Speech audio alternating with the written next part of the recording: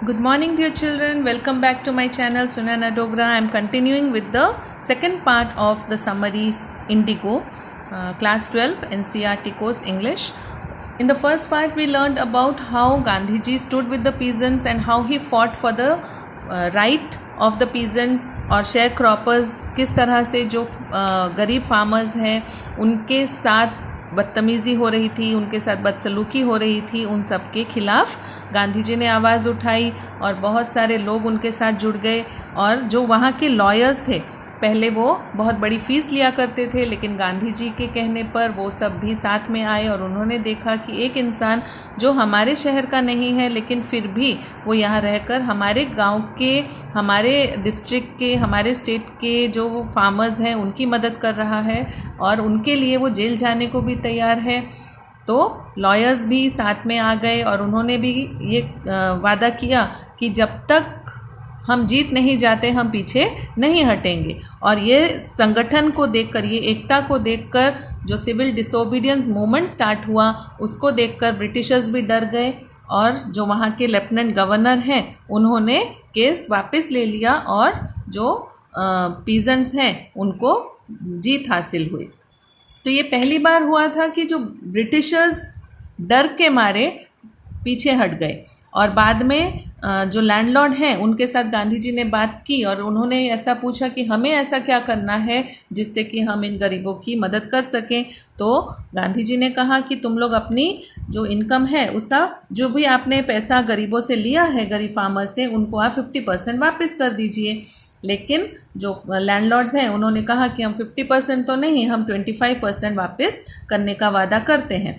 और गांधी जी ने फिर बाकी सब पीजेंट्स को यह समझाया कि आप ये सोचो कि जो बिल्कुल भी अपना ईगो छोड़ना नहीं चाहते थे, बिल्कुल भी बात नहीं मानना चाहते थे, वो अपनी प्रेस्टीज को भूलकर आपके पैसे आपको रिफंड कर रहे हैं, तो जितना मिल रहा है उतना भी आप स्वीकार कर लें। इस तरह से जो केस है वो ख़त्म हुआ और बाद में ब्रिटिशर्स जो लैंडलॉर्ड फार्मर्स थे वो लोग भी फार्म की जगह को छोड़कर चले गए और इस तरह से जो गरीब फार्मर्स हैं उनको अपनी ज़मीन वापस मिली और उन्होंने इंडिगो की खेती जो वो उन्हें फोर्सफुली करवाई जा रही थी वो करना उन्होंने बंद किया।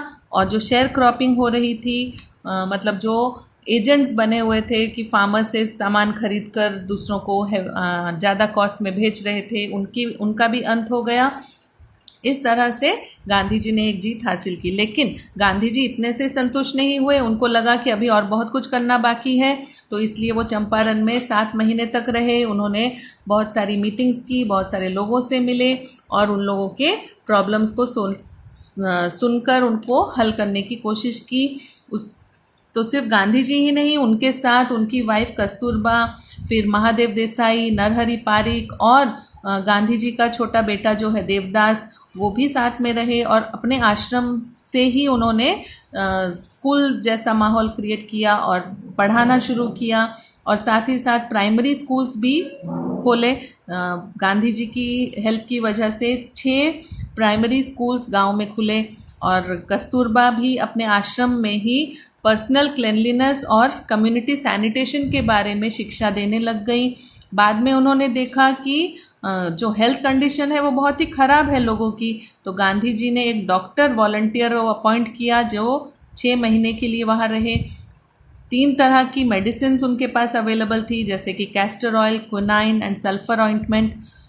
तो कोई भी जो अपनी बीमारी लेकर उनके पास आता था तो जिसको भी मलेरिया हुआ हो उसे क्विनाइन दी जाती थी, जिसके भी जीभ पर कोई प्रॉब्लम हो तो उसे कैस्टर ऑयल दिया जाता था। तो इस तरह से वो ट्रीटमेंट हो रही थी और कोई भी स्किन की प्रॉब्लम हो तो भी उसे कैस्टर ऑयल और ऑइंटमेंट दी जाती थी ताकि वो ट्रीटमेंट हो सके। अब गांधी जी ने क्या नोटिस किया कि जो वहाँ की लेडीज़ हैं उनके कपड़े बहुत ही गंदे हैं, वो बहुत ही गंदगी से रहती हैं। तो उन्होंने कस्तूरबा को लेकर कहा कि आप इन लेडीज़ के साथ जाओ और देखो कि क्यों है ऐसा।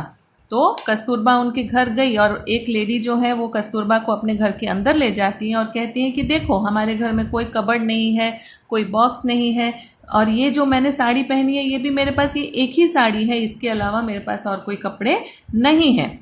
तो ये सब गरीबी की हालत देखते हुए गांधी जी को भी बहुत दुख हो रहा था और उन्होंने सोचा कि मैं ऐसा क्या करूं कि इनकी फाइनेंशियल कंडीशन जो है वो अच्छी हो जाए।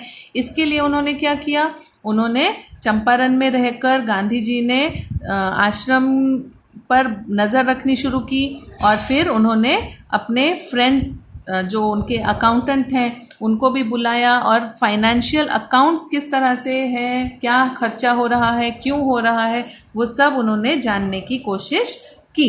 और बाद में देखा उन्होंने कि यहाँ पे सब ट्रेंचेस, लैट्रिन ट्रेंचेस, मतलब वहाँ पे वो ओपन में ही, नाली में ही टॉयलेट वगैरह कर रहे हैं, तो जिसकी वजह से ये बहुत ही गंदी स्मेल भी है और अनहाइजीनिक कंडीशन भी है।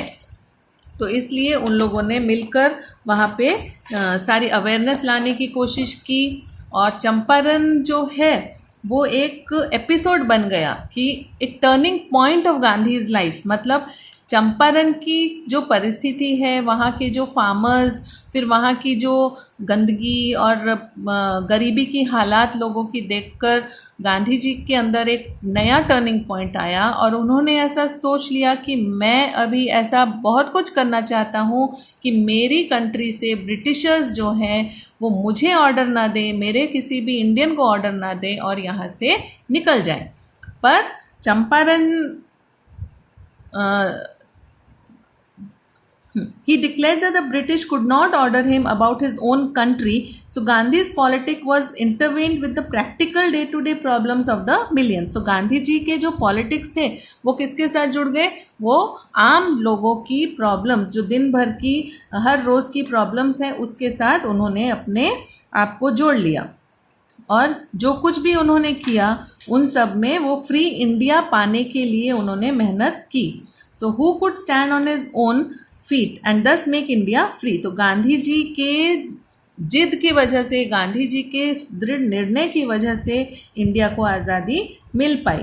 तो Charles Freer Andrews, an English pacifist, had become a devoted follower of Gandhi. और इन सब में ऐसा नहीं है कि जो सारे ब्रिटिशर्स गांधी के खिलाफ थे, बहुत सारे ब्रिटिशर्स ऐसे थे जिनको गांधी के आइडियाज़ बहुत अच्छे लगते थे और उनमें से ही एक है एंड्रयूज़, जो चंपारण में रहे और एंड्रयूज़ ने गांधी जी के साथ बहुत सारा काम किया। फिर many people felt that Andrews could help them. Gandhi strongly opposed the follower of this suggestion, and according to him, asking Andrews help was showing the weakness of the hearts.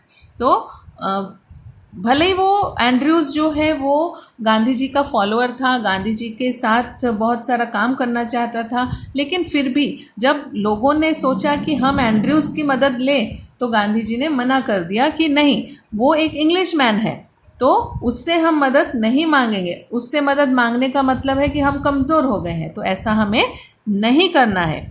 तो राजेंद्र प्रसाद ने क्या कहा कि he had read our minds correctly and we had no reply. तो राजेंद्र प्रसाद ने कहा कि गांधी जी ने ये हमें सही शिक्षा दी कि हमें दूसरों पर निर्भर होकर, दूसरों से मदद मांगकर अपने आप को छोटा या कमज़ोर नहीं करना है। और according to him, asking for Andrews' help was showing the weakness of the hearts. He assured them that their cause of the satyagraha was just so they should rely upon themselves to win the battle. तो गांधी जी का कहना यह था कि आपको अपने आप पर भरोसा होना चाहिए, अपने आप की ताकत पर भरोसा होना चाहिए और आप अपनी लड़ाई खुद लड़कर जीत सकते हैं। और इस तरह से सेल्फ रिलायंस मतलब आत्मनिर्भर होने की शिक्षा गांधी जी ने इंडियंस को दी। Thank you for listening.